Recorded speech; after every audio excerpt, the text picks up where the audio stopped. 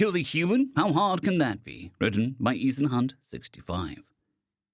Zytel adjusted his ceremonial assassin's robe in the mirror of his quarters aboard the Vidaxian diplomatic vessel. His iridescent scales shimmered with pride as he reviewed his latest assignment from High Command. His orders were simple. Arrange for an accident for the human to keep their kind out of space a little longer.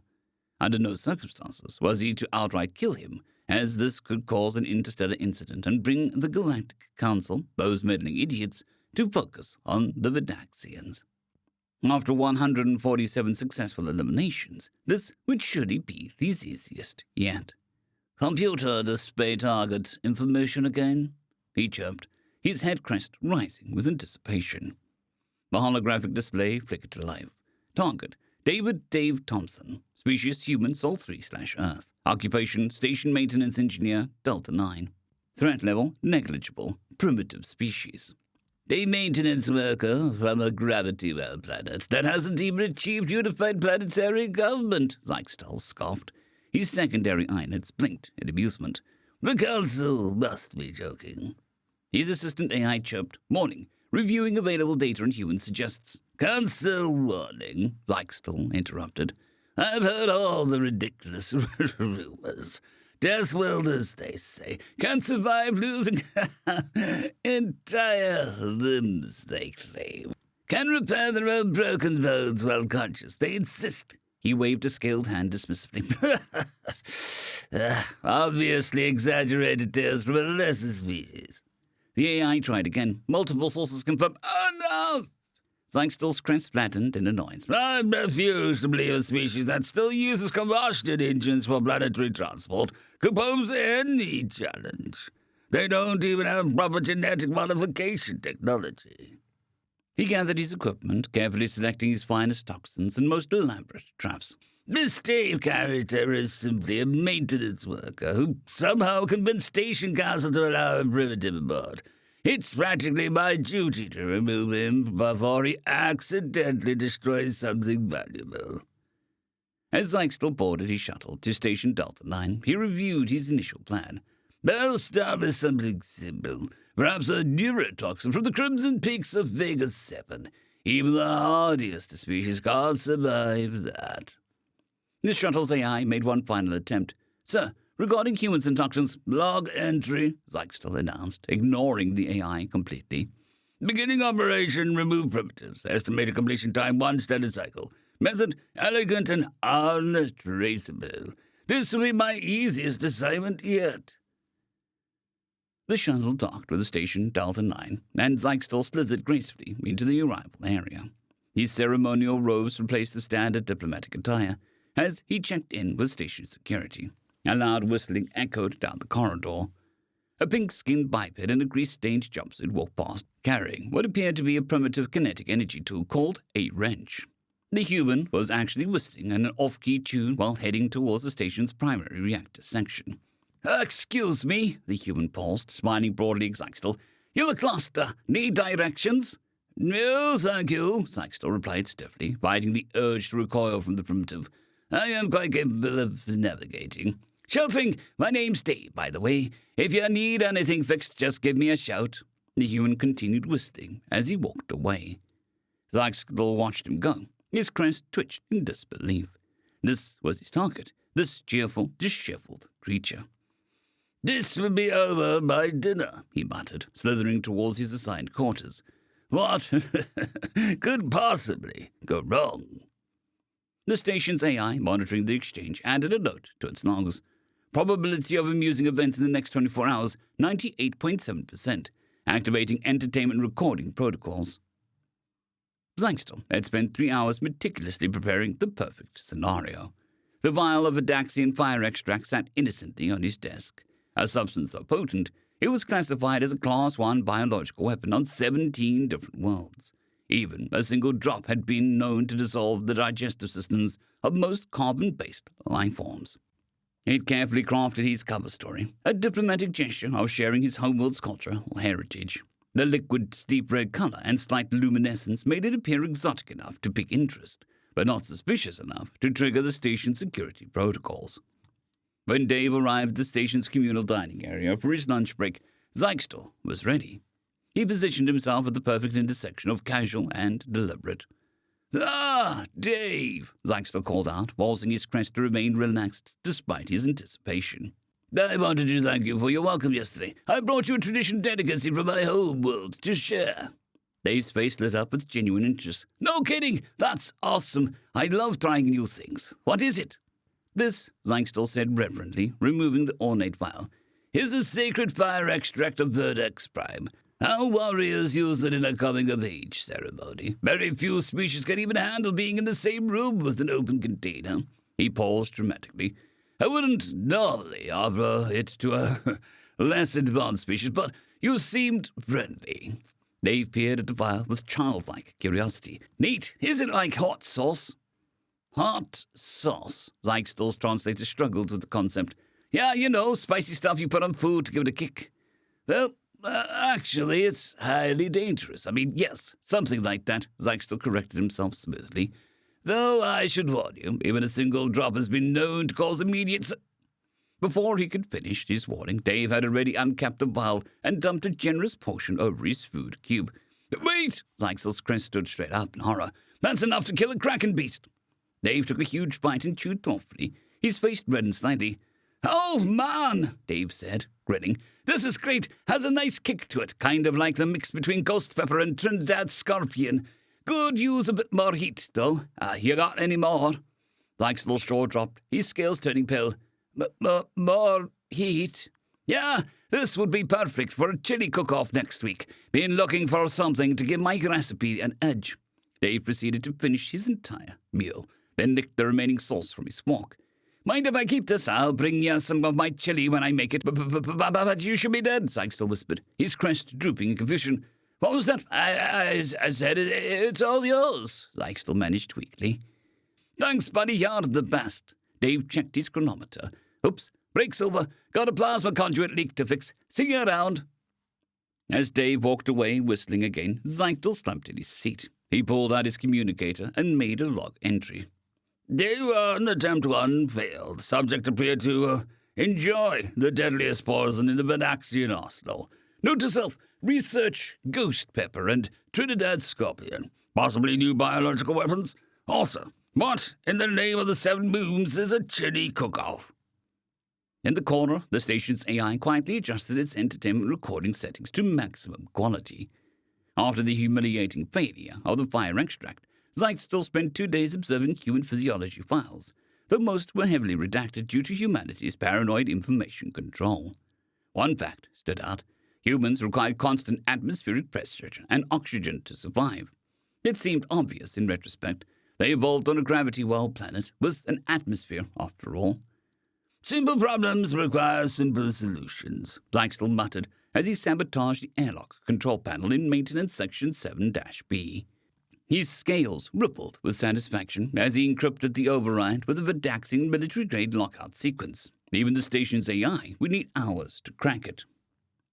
Right on schedule, Dave's comm badge chirped with the maintenance alert Zyxtor had fabricated. The human's cheerful voice responded immediately. "On my way, probably just one of those pressure seals acting up again." Zyxtor positioned himself around the corner, secondary eyelids widening in anticipation. As soon as Dave entered the airlock to check the seals, he would trigger the emergency purge. The human would be exposed to hard vacuum for at least 15 minutes before anyone could override his lockout. Dave's whistling echoed down the corridor. Today, it was something about taking the last train to Georgia, whatever that meant. Zyxtor's crest twitched in irritation. Did the human ever stop making noise? "Hey, Zyx!" Dave called out, spotting him. "Come to help me with the maintenance." Zyxtor froze. This wasn't part of the plan. I was just passing through. Perfect timing, then. Could use an extra set of hands. These seals can be tricky." Before Zyxtor could protest, Dave had grabbed his arms and pulled him into the airlock. The assassin's scales went pale as the inner door sealed behind them. "Now let's see what's wrong with these. Well, that's weird." Dave frowned at the control panel. "System showing some kind of encryption. Must be a glitch." Zyxtor watched in horror as Dave pulled out his wrench and popped open the control panel. "Wait, don't!" The panel sparked. Warning klaxons blared. The outer door suddenly cycled open, and both of them were yanked towards space. Dave grabbed Zyxtel with one hand and a support strut with the other. Hang on, buddy. Bit of a pressure problem. Zyxtel's ceremonial robes flapped violently as the air rushed past them. His species could survive vacuum for exactly 47 seconds. By his count, they were at 15 seconds and climbing. No problem, Dave shouted over the wind. Just need to. He swung them towards the manual override, slammed his wrench against it twice, and somehow hit the exact sequence needed to seal the outer door. The emergency repressurization kicked in. As the atmosphere returned, Zyxtel lay gasping on the deck. Dave just stood up, brushed off his jumpsuit, and checked his tool belt. You okay there? That was a close one. Dave helped Zyxtel up. Good thing I've had hard vacuum exposure training, though it was way longer than the usual 30 seconds emergency drill. How long were you exposed? Zyxtel wheezed. Oh, about 2 minutes, I guess. Not too bad. Had worse during my EVA certification. Dave was already examining the control panel again. Weird encryption, though, almost looks like couldn't be military-grade stuff out here. 2 minutes. Zyxtel's crest dropped completely. Yeah, sorry if that was scary for you. Tell you what, I'm making that chili tonight with your hot sauce. Come by the mess hall. I'll warm you right up. Dave patted him on the shoulder and headed out, already whistling. Zyxtel slumped against the wall and updated his log. Day 4. Attempt 2 failed. Subject survived hard vacuum exposure while saving my life. Note, humans apparently consider 2 minutes of vacuum exposure not too bad. Additional note, must research this EVA certification. Final note, I may need to rethink my career choices. In the station security office, 3 different species were gathered around a monitor, watching the recorded footage and placing bets on what the increasingly frustrated assassin would try next. After the airlock fiasco, Zyxtel spent a week nursing his wounded pride and researching more creative solutions. In his quarters, he carefully removed a containment vessel from his diplomatic pouch. Inside, suspended in a stasis field, float spores from the notorious mind-death fungus on Rigolf 6. A perfect weapon, he muttered, his crest rising with renewed confidence. One exposure causes total neural collapse in 94% of known species. The other 6% experience excruciating pain before death. The plan was elegant. Release the spores into the station's maintenance shop while Dave worked on the environmental systems. The human would never know what hit him. Zyxtel checked his chronometer. Dave always inspected Junction 47 in exactly 1400 hours. He positioned himself near a monitoring station, ready to observe through the security feeds. Right on schedule, Dave arrived, this time singing something about Lucy in the sky with diamonds. Zyxtel triggered the remote release of the spores. The deadly purple cloud enveloped Dave completely. Zyxtel leaned forward, anticipating the human's imminent collapse. Instead, Dave paused mid-verse and looked around in wonder. Whoa! Dave's voice came through the comm system. Dude, Zyx, you gotta come see this. The maintenance shaft is like breathing colors. And check out these fractals on the power conduits. Zyxtel's crest flattened in disbelief. What? The lights are doing this amazing dance thing, Dave continued, sounding extremely relaxed. Man, this reminds me of that time in the Burning Man when, hey, you think the replicator can make some snacks? I'm getting seriously hungry. The deadliest neurotoxin in the galaxy. It's giving you the munchies, Zyxtel hissed in frustration. Oh, hey, is that what this purple stuff is? It's awesome. Everything's so groovy.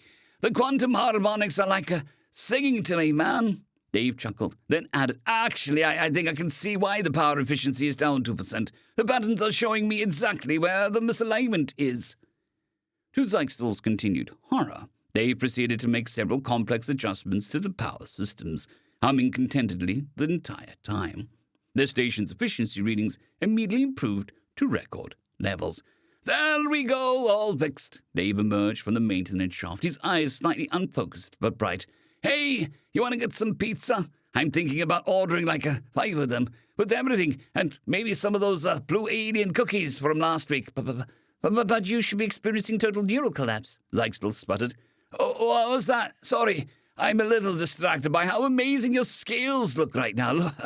They're like shifting through dimensions or something. Dave grinned. Actually, this is pretty mild compared to the mushroom incident in college. Remember that chili I made last week? That was way more intense. Zyxtel slumped against the wall as Dave wandered off towards the mess hall, now singing about following white rabbits. Day 12, attempt 3, failed spectacularly. Target appears to have processed the mind-death fungus as some sort of recreational substance. Station efficiency has somehow improved 23%. Note to self, research Burning Man and college mushroom incident. Additional note, consider marketing mind-death fungus as human party drug. Inside the station security office, the betting pool had tripled in size. The station's AI had started sending highlight reels for the failed attempts, with proceeds going to the station's recreation fund. Meanwhile, Dave ordered those 5 pizzas and shared them with the entire maintenance crew, regaling them with stories about the totally rad light show in Junction 47, completely unaware that he'd just survived his 3rd assassination attempt of the week. After the psychedelic fungal incident, Zeichstel had spent 3 days in deep meditation, trying to understand how everything had gone so wrong. The answer came to him while watching Dave repair a gravity plating malfunction in the cargo bay. "Of course," he whispered, his scales shimmering with inspiration. "Be involved in a heavy gravity world. Severely extreme gravitational stress would..." The plan took 2 days to implement, as Delta 9's newest diplomatic liaison, Zeichstel, had access to certain station systems. With careful manipulation, he programmed the cascading gravity failure in Engineering Section 12, Dave's primary workspace. The trap was elegant, starting at a standard 1G. The gravity would increase by 1G every 30 seconds until reaching 15G. Even species from high-gravity worlds couldn't function at past 8G without mechanical assistance. At 15G, organic beings typically, became much flatter. "Maintenance alert, gravity fluctuation in Engineering Section 12, the station's AI announced right on cue. "I got it," Dave's cheerful voice responded over the comm. "Probably those new graviton regulators acting up again." Zeichstel watched through his security feed as Dave entered the section. The gravity began its steady increase. At 3G, Dave merely adjusted his stance. That's odd. At 5G, he was moving slower but still functioning. "It reminds me of that centrifuge chaining."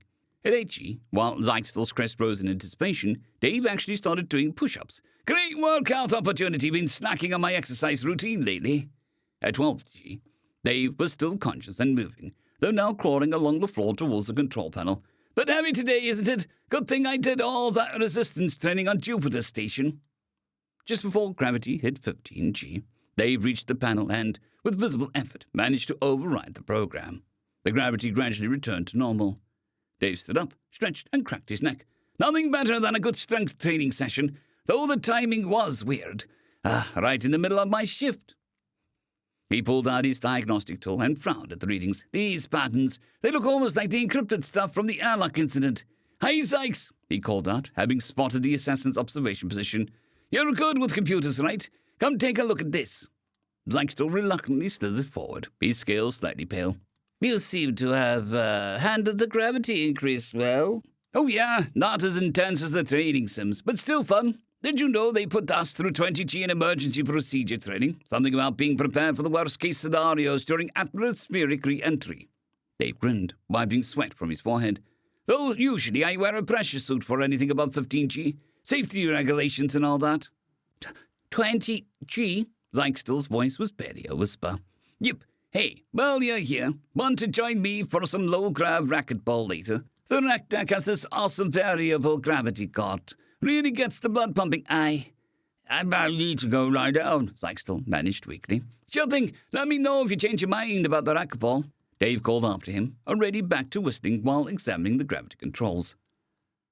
Log entry. Day 12, attempt 4. Failed miserably. Subject used lethal gravity trap as an exercise opportunity. Apparently, humans routinely train at gravity levels that would liquefy most species. Note to self, research Jupiter Station and atmospheric re-entry. Additional note, never accept invitation to human sporting activities. In the security office, the betting pool had gone station-wide.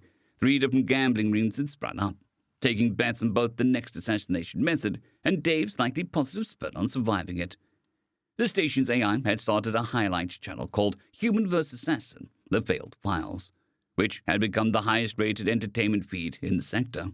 Meanwhile, Dave added unexpected gravity workout to his daily log and started planning improvements to the station's graviton regulators, completely oblivious to the fact that he just survived his 4th assassination attempt while doing calisthenics.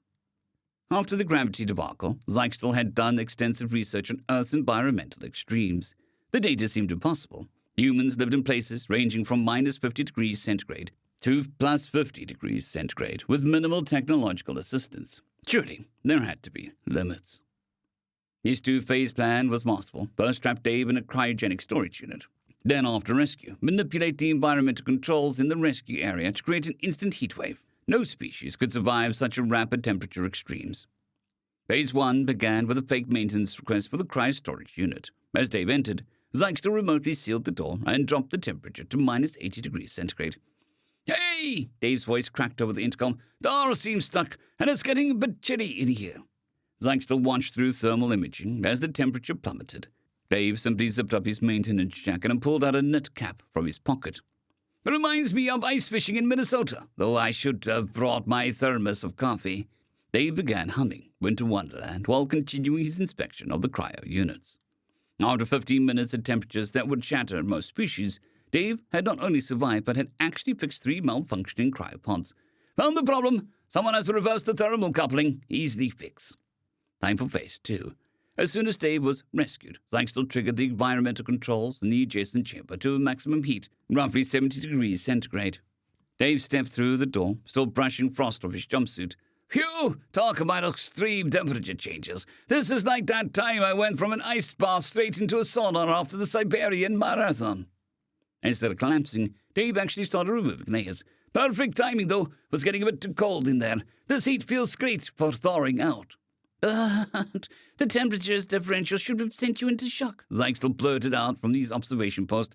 "Nah, this is nothing. You should try Death Valley in summer after skiing in Alaska. Now that's a temperature shock." Dave stretched contently. "Actually, this reminds me of working maintenance on those volcanic thermal vents in Iceland, though that was more like 100°C with steam."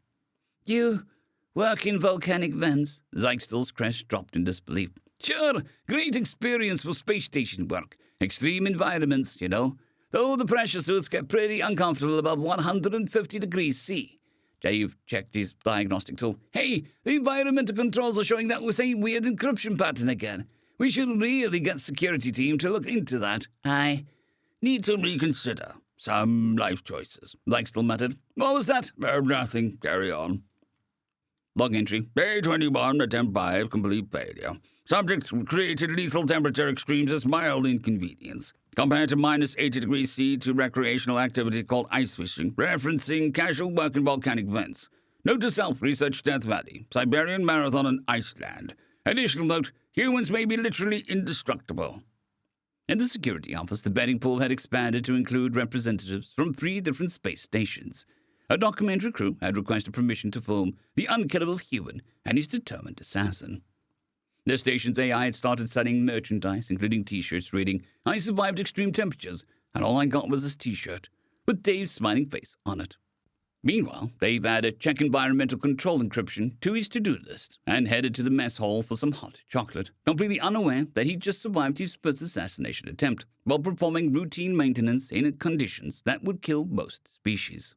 Zyxter had finally cracked it. The solution was so obvious. Every species needed rest, even humans, with their inexplicable resilience to everything else, required sleep.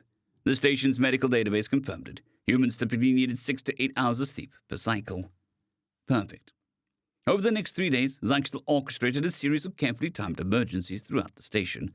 Plasma leaks, atmosphere fluctuations, power grid failures, all requiring immediate maintenance attention, each one calculated to interrupt Dave's sleep cycle. By day 4, dark circles had formed under Dave's eyes, but he kept responding to each crisis with the same irritating cheerfulness. "You know," Dave said, hanging upside down in a Jeffries tube while rewiring the power coupling at 0300 hours. "This actually is easier than finals week back at MIT. At least these emergencies make sense, unlike quantum thermodynamics, at 4 a.m. after your 6th energy drink." Zyxter, monitoring this from his usual hidden position, felt his crest twitch. "Not even tired?" "Oh, I'm exhausted," Dave admitted, somehow managing to whistle between sentences. "But this is nothing compared to that triple shift I pulled during the lunar base crisis. Now that was rough. 5 days straight with only power naps between reactor alignments." 5 days? Yeah, good times. Though not as bad as my residency rotation in the Mars Medical Center. Then I'm doing emergency surgery after being awake for 72 hours during a dust storm. Dave finished the repairs and dropped down from the tube. "Anyone want coffee? I'm making a fresh pot." The next 12 hours brought more emergencies, but Dave seemed to enter some kind of second wind. By hour 96, without proper sleep, he was actually getting more efficient at repairs. "It's like being back in college," Dave explained, while simultaneously fixing 3 different systems. "You're at this point where everything gets kind of fuzzy but super clear at the same time, you know. Like that time I wrote my thesis, debugged our station's AI, and won my campus pizza eating contest all in the same sleepless week." Zach still watched in horror as Dave started explaining complex engineering principles to a potted plot while recalibrating the station's main reactor. The worst part? The calibration was perfect. "Should we call for medical?" a concerned Andromen engineer asked.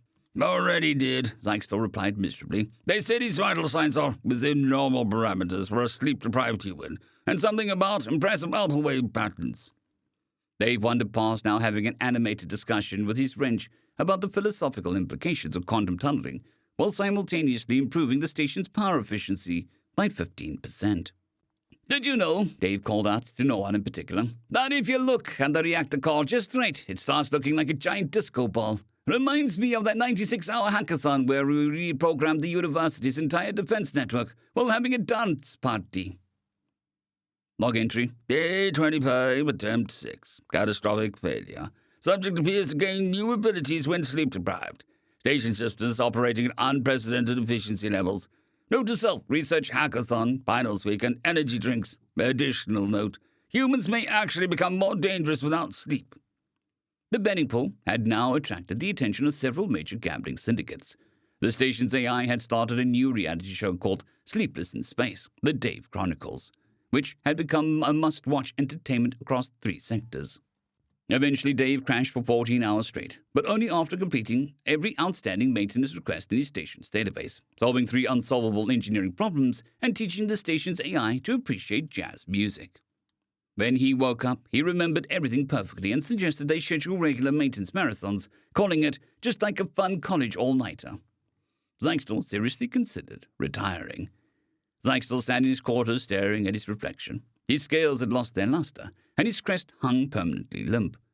After 6 failed attempts, he was beginning to question reality itself. "Computer confirmed. Is Dave Thompson actually real?" "Affirmative. Human life signs detected in Engineering Section 3. "Are you sure I'm not hallucinating? Perhaps I've been exposed to some psychotropic compound." "Your biological readings are normal, though your stress levels are elevated." Zyxtel had spent the last week researching human vulnerabilities and had finally found something promising.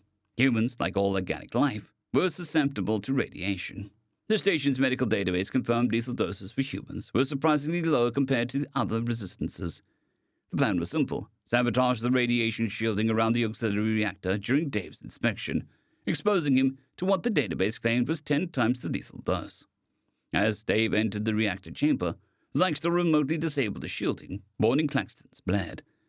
"Radiation containment failure," the station AI announced. "Danger! Extreme radiation levels detected." "Huh," Dave's voice came over the comm, completely calm. "Looks like the shielding's down. Better fix that before someone gets hurt." Zyxtel watched the radiation readings climb to horrifying levels. Dave just kept working, humming Walking on Sunshine while making adjustments. "Hey, Zyx!" Dave called out, somehow knowing the assassin was watching. "You might want to stay back. The radiation's pretty high in here. Nothing serious for me. Reminds me of that summer I spent lifeguarding at the beach. Though I should have brought sunscreen. Getting a nice tan, though." Tan?" Zyxtel's voice cracked. "Yeah, you know, when a human skin darkens from radiation exposure. Usually from sunlight, but reactor radiation works too. Though the doctor says I should be more careful after that incident at Chernobyl cleanup site." Dave continued working, apparently unbothered by radiation levels that would reduce most species to their component atoms. "Chernobyl?" Zyxtel whispered, his reality crumbling further. "Oh man, what a job that was! Makes this look like a sunny day at the beach. There we were, right next to the elephant's foot, trying to... Hey, you okay? You're looking a bit green. Well, greener than usual." Zyxtel had slumped against the wall, his crest completely flat. "You are not real. This isn't real. I'm in a simulation. Or in hell, yes. Yes, that must be it." Ill as they come, Dave emerged from the reactor room, his skin noticeably darker and slightly reddened. Though I might be peeling tomorrow, should have packed my SPF 50. At least it's not as bad as that time I got sunburned skiing in Colorado. Now that was radiation exposure. But the readings should be... How? Just another day at the office, Dave grinned, checking his reflection in the polish panel. Actually, this is perfect timing. I've been meaning to work on my tan before the station's beach party next week. You should come. I'm bringing my famous radioactive chili. Log entry, day 32, attempt 7. Reality itself has failed me. Subject treated lethal radiation exposure as tanning opportunity. Reference casual work at something called Chernobyl. Note to self, research SPS 50 and skiing sunburns. Additional note, considering career change to meditation instructor. The betting pool had now attracted the attention of several xenobiologists, who were furiously taking notes. The station's AI had started a new fashion trend with Dave's Radiation Tan TM, becoming the most requested cosmetic procedure in the sector. Meanwhile, Dave applied some aloe vera, added to his mild sunburn, and added radiation-proof sunscreen to his shopping list. Completely unaware that he'd just survived his 7th assassination attempt while getting what he called a pretty decent base tan. In his quarters, Sykesville began researching peaceful religious orders that accepted reformer assassins, preferably ones located very, very far from Earth. Sykesville had abandoned all pretense of sanity after watching Dave survive everything from deadly toxins to lethal radiation, with nothing worse than a sunburn and the munchies. He reached a conclusion. If Dave wasn't an hallucination, he must be some kind of immortal entity masquerading as a maintenance worker. The solution? Create a situation so catastrophic that even an immortal couldn't maintain their cover without revealing their true nature. It took days of preparation, carefully orchestrated system failures, precisely timed malfunctions, all culminating in what should be a cascade of disasters that would force the evacuation of Dalton 9's entire population of 2,473 beings. The station's AI tried to warn him, "Sir, these system modifications could result in..." "Silence!" Sykesville hissed, his crest twitching spasmodically. "I must know the truth!" The chaos began at precisely 1500 hours. Primary power failed, backup systems crashed, life support started fluctuating. The artificial gravity went haywire, creating pockets of zero-G interspersed with high-G zones. Temperature controls failed section by section. The station descended into panic. Species from across the galaxy ran for escape pods. Security teams scrambled. Medical staff rushed to assist the injured. And there was Dave, moving through it all like he was born for this moment. "Okay, folks, stay calm," his voice carried over the emergency channel. "This is just like the time on Europa Station during the methane storm. Follow the emergency lights to the evacuation zones. Watch out for gravity fluctuations. Treat it like a bounce house." Sykesville watched in fascination as Dave navigated the chaos.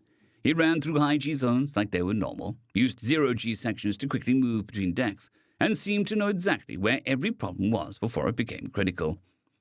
"Secondary reactors going critical," Dave called out while simultaneously helping an elderly Venusian couple to safety. "No problem, just like that submarine incident in the Mariana Trench." The station shuddered. Warning klaxons screamed about imminent structural failure. "Everyone out except essential personnel," Dave ordered, now somehow managing to repair 3 different systems while carrying a scared Andromene child to their parents. "Don't worry, I've got this. Reminds me of that time in the Amazon when the research station got hit by both a flood and a volcanic eruption during a hurricane." Sykesville, hidden in his observation post, watched in awe as Dave single-handedly prevented a complete station collapse. The human moved with impossible speed and efficiency, solving complex engineering problems while spouting encouraging words and random stories about even worse situations he'd supposedly survived. "Almost got it," Dave called out cheerfully, while hanging upside down in a radioactive zero-G section with fading life support. "This is actually easier than that time I had to fix the quantum accelerator during an earthquake while making breakfast." 4 hours later, the station was stabilized. The evacuated residents returned to find everything not just fixed, but somehow running better than before. "Well, that was exciting," Dave said, covered in grease and sporting another radiation tan. "Nothing like a good crisis to get the blood pumping. Anyone up for pizza? All this running around has made me hungry." Log entry, day 40. Subject cannot be human. No mortal being could. I need a drink. The betting pool had evolved into a religious movement, with Dave unknowingly acquiring followers who believed him to be a maintenance deity in human form. The station's AI had compiled the security footage into an action thriller and became the highest-grossing entertainment product in 3 sectors. Meanwhile, Dave filed his shift report. Routine maintenance plus some minor system hiccups could use some more coffee in the engineering break room. Zyxtel, watching Dave cheerfully explain to a group of wide-eyed junior engineers how this was no big deal compared to that time on Mars, finally accepted that some mysteries in the universe were better left unsolved. Zyxtel sat in Delta 9's bar, downing his 7th Rigelian brandy, when his worst nightmare appeared. "Hey, buddy," Dave's eternal cheerfulness made him flinch. "Haven't seen ya since that crazy system failure. I'm joining a monastery," Zyxtel blurted. "Far away, very far." "Oh, cool. Need help fixing that?" "No. I mean, they're allergic to humans. Fatally allergic. Terrible tragedy if you visited." "Yeah, no," Dave grinned. "I never properly thanked you for all those interesting situations lately. The hot sauce, the gravity workout, the awesome psychedelic light show." Zyxtel's scales went pale. "You knew?" "Well, yeah. The encryption patterns were pretty consistent, plus they made action figures of us. Look, tiny vials of deadly hot sauce included." Zyxtel stood so fast he knocked 3 chairs. "My transport leaves now. Want me to send you my radioactive chili recipe?" The former assassin's scream echoed through 3 decks as he fled towards the docking bay. Final entry log. Day 57, departing for furthest point from Earth in known space. Still feels too close. Must remember to fake own death if Dave tries to visit. Note to self, request monastery room without maintenance access. The station's AI preserved the security footage of Zyxtel's departure, particularly his Olympic-worthy sprint when Dave tried to give him a goodbye hug. Dave kept the action figure on his workbench, occasionally using it to explain proper hot sauce safety protocols to new crew members. And somewhere in the furthest reaches of space, a former assassin still wakes up screaming from nightmares about a cheerful human whistling while surviving the impossible. The monastery's maintenance, however, has never been better. End of story.